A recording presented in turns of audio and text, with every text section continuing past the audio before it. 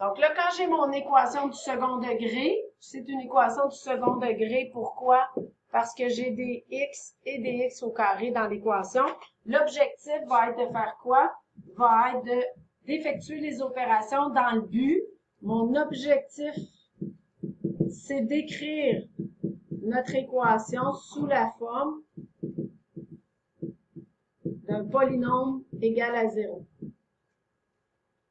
Équation sous la forme d'un polynôme, mais que le polynôme soit égal à 0. Donc, je ne veux pas isoler la variable, mais je veux plutôt transformer mon équation dans le but d'arriver à tous mes termes à gauche égal à 0.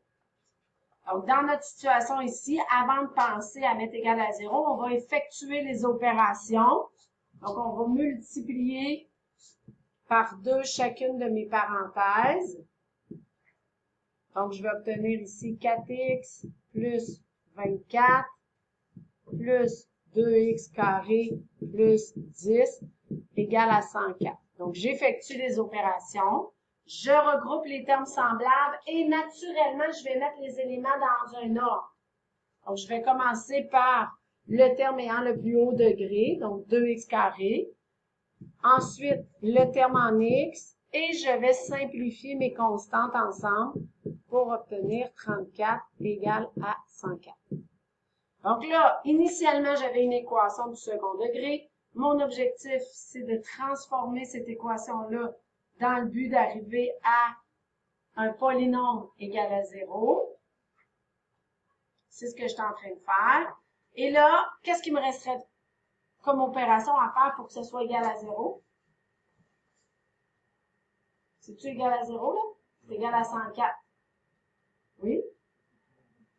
Il faut tout mettre de l'autre bord. Donc, on va réduire, donc soustraire 104 de chaque côté. Je vais donc obtenir 2x au carré plus 4x. 34 moins 104, ça vous donne combien? 70. Moins 70. Bon, donc, l'objectif numéro 1 est atteint. Mon objectif, c'était de partir de mon équation du second degré et se ramener égal à 0. Donc là, ce n'est pas d'isoler la variable. Gardez en tête qu'on ne peut pas isoler x et x carré en même temps. Quand j'ai deux variables, on pourrait voir ça comme ça, j'ai une variable de deux façons différentes. On fait en premier un changement de forme dans le but d'avoir une équation équivalente, mais sous la forme d'un polynôme égal à 0. C'est à partir de là que là, on va utiliser nos stratégies de factorisation. Donc, je veux factoriser ce polynôme-là. Donc là, mon objectif numéro 1, c'était d'écrire égal à 0. La deuxième chose, ça va être de factoriser le polynôme. À l'aide de la technique appropriée. Bon. Souvenez-vous, au dernier cours, là, pour les élèves qui étaient à distance, vous n'aviez pas accès à mes affiches jaunes, mais ceux qui sont à la maison, là, vous savez de quoi je parle. Je vous ai dit qu'il y avait une procédure pour savoir quelle technique utiliser. La première question, là, je pointe par en arrière parce qu'il y a un sur mon affiche jaune, c'est d'effectuer une simple mise en évidence si c'est possible. Donc, je vous demande toujours de regarder votre polynôme et de vous demander est-ce que c'est possible d'effectuer une simple mise en évidence ici. Est-ce que j'ai un facteur commun à chacun des termes? Pas de variable, mais j'ai deux qui pourraient être en commun partout. Donc, j'aurais tendance à mettre un 2 en évidence.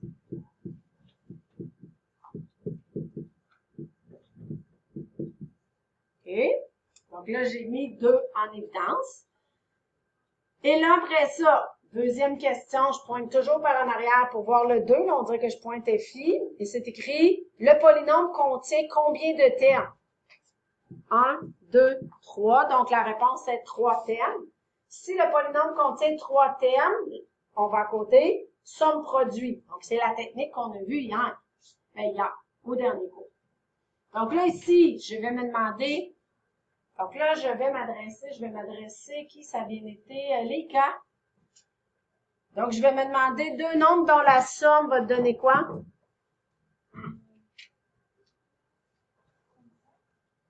Le produit va me donner 35, mais la somme donne le terme du milieu. Donc 2. Et le produit me donne 1 fois moins 35.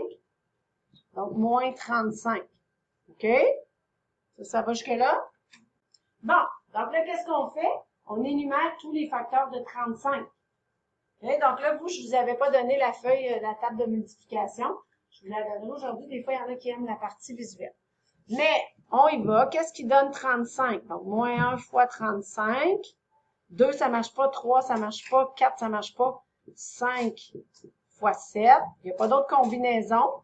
Il y a aussi les combinaisons opposées. Donc, je vais avoir 1 fois moins 35 ou 5 fois moins 7. Donc, j'ai 4 choix possibles qui vont me permettre d'obtenir un produit, une multiplication de moins 35. Mais une seule parmi ces 4-là va me donner une somme de 2. Laquelle?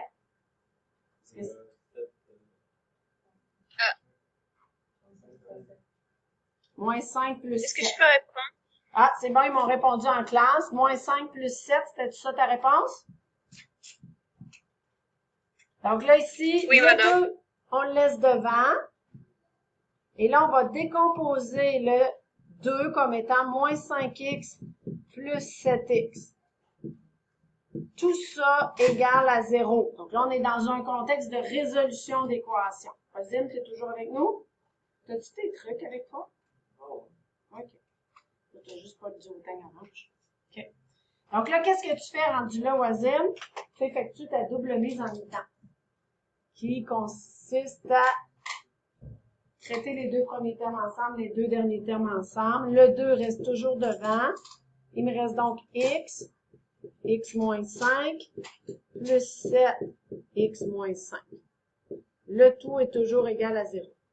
Je complète ma double mise en évidence. Donc, le premier binôme, c'est x moins 5. Le deuxième binôme, c'est x plus 7. Donc, j'ai atteint le deuxième objectif qui était de factoriser le polynôme. Je me retrouve donc avec 3 facteurs. Le facteur 2, le facteur x moins 5 et le facteur x plus 7. On garde en tête que là, je suis dans une situation où je veux trouver pour quelle valeur de x l'équation est vraie. Je veux résoudre l'équation. Je l'écris sous la forme d'un produit parce que je veux, à l'étape 3, appliquer le concept suivant. Si A fois B me donne 0, en d'autres mots, si le produit de deux facteurs me donne 0, on est assuré d'une chose. On est sûr que c'est soit A qui vaut 0 ou B qui vaut 0. Ça, c'est un concept de base, la multiplication par l'élément neutre. La seule façon de multiplier deux termes ensemble et que le résultat donne 0, c'est qu'il faut qu'un de ces facteurs-là soit 0. C'est pour ça qu'ici, je me suis arrangée pour écrire mon polynôme sous forme de produit de facteurs. Et là, c'est là que je vais faire ressortir mes réponses. Donc, rendu là, je vais dire, OK, ben c'est soit, ben là, le 2, il ne peut pas valoir 0, vous êtes d'accord avec moi? Le 2, il vaut 2. Donc, la réponse, elle ne se cache pas là. Elle va se cacher dans mes facteurs. Donc, ici, je vais séparer mon équation en disant, ben c'est soit x moins 5 qu'il faut qu'il soit le facteur nul, ou x plus 7 qu'il faut qu'il soit le facteur nul. Et là, pour quelle valeur de x, x moins 5 va donner 0? On isole. Donc là, rendu là, on va isoler notre x. X, il faut qu'il soit égal à 5. Deuxième combinaison, ici on va soustraire 7. Et là, ben mon x, il faut qu'il soit égal à moins 7. Là, j'ai fait une résolution mathématique. La stratégie là, que je vous propose, 1, 2, 3, c'est la stratégie qu'on va toujours utiliser lorsque l'équation sera du deuxième degré. Deuxième degré veut dire que je vais avoir une variable au carré. On veut manipuler l'équation dans le but d'arriver à un polynôme à 0. Ensuite, on change la forme d'écriture dans le but de factoriser. Donc, notre objectif, c'est d'écrire le polynôme comme étant une multiplication de deux choses égales à 0. Ensuite, on applique le concept que si j'ai une multiplication qui vaut 0, alors c'est sûr que c'est l'un des facteurs de cette multiplication-là qui vaut 0. ce qui me permet de retrouver nos deux réponses. Mathématiquement parlant, il y a deux réponses possibles, 5 et moins 7. Troisième, est-ce que je vais garder les deux réponses selon la situation initiale? Quelle était la situation initiale? Allons voir. La situation initiale, c'est qu'on cherchait les dimensions réelles de mon rectangle. Est-ce que je vais garder les deux? Ça doit être positif. Mais là, ici, j'ai x carré plus 5. Donc, les dimensions.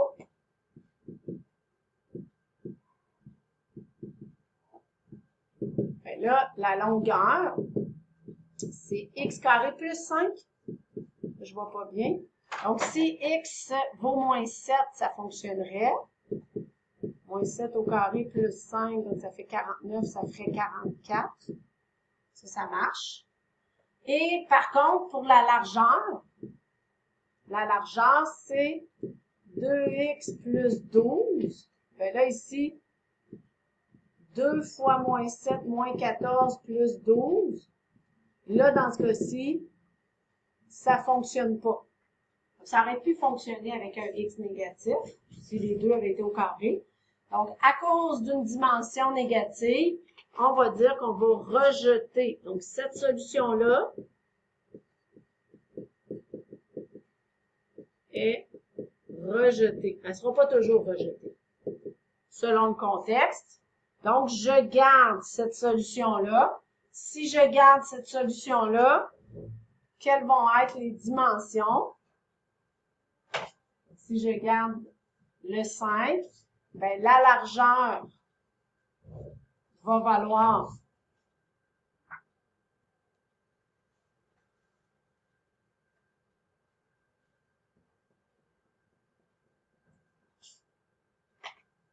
là, si le x vaut 5, la largeur, c'est 2 fois 5, 10, plus 12, ce serait 22.